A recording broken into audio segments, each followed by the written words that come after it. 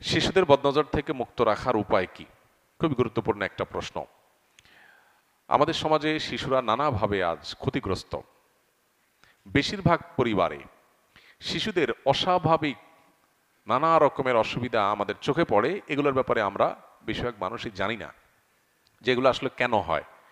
এমন কিছু সমস্যা হয় যে সমস্যাগুলো নর্মালি হওয়ার কথা না।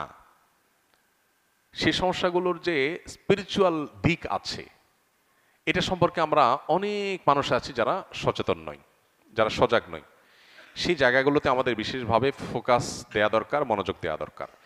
শিশুদেরকে এই জাতীয় বদনজর এবং এই জাতীয় বিষয়গুলো থেকে বাঁচানোর জন্য আমাদের অনেকগুলো উদ্যোগের মধ্য থেকে একটা উদ্যোগ হইতে হবে, শিশুদের জন্মের সময় নবী সাল্লাল্লাহু আলাইহি সাল্লামের জন্মের সময়, জন্মের পরের সময়গুলোতে নবী সাল্লাল্লাহু আলাইহি সাল্লামের সুন্নাহগুলোকে মেনে চলা।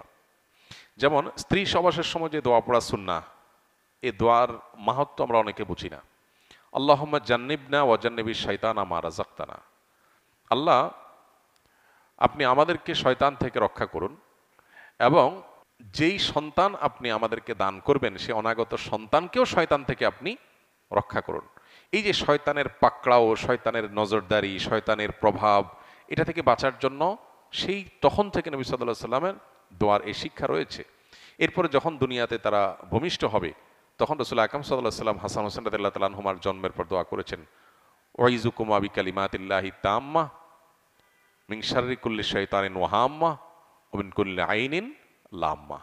এই দোয়াটা আমরা আমাদের সন্তানদের জন্য জন্মের পরপর পড়বো। এছাড়া সাধারণ অবস্থাতেও বেশি বেশি করে পড়তে পারি। এগুলোর মাধ্যমে শয়তানের প্রভাব থেকে মুক্ত থাকবে ইনশাআল্লাহ। এর বাইরে সন্তানদের জন্য বিশেষ আরও কিছু উদ্যোগ আছে। যেমন একটা উদ্যোগ হলো, সন্ধ্যার সময় যখন সূর্য ডুবে, এই সময়টাতে হাদিসে পরিষ্কারভাবে সন্তানদেরকে বাহিরে রাখতে নিষেধ করা হয়েছে। আমাদের বাসা বাড়িতে দেখা যায় অনেক সময় পোলাপান সন্ধ্যার সময় খেলতে বের হয়।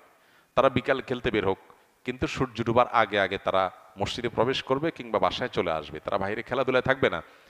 এই টাইমটাতে বিশেষ করে দুষ্ট শয়তানের এবং দুষ্ট জিনগুলোর অনেক বেশি বিচরণ হয়, এবং তারা দুর্বলদের উপর আক্রমণ বেশি করে। দুর্বল বলতে শারীরিকভাবে ক্ষীণকায় কিংবা শিশু, বৃদ্ধ, অসুস্থ, এই মানুষগুলোকে টার্গেট করে তাদের উপরে আক্রমণটা একটু বেশি হয়।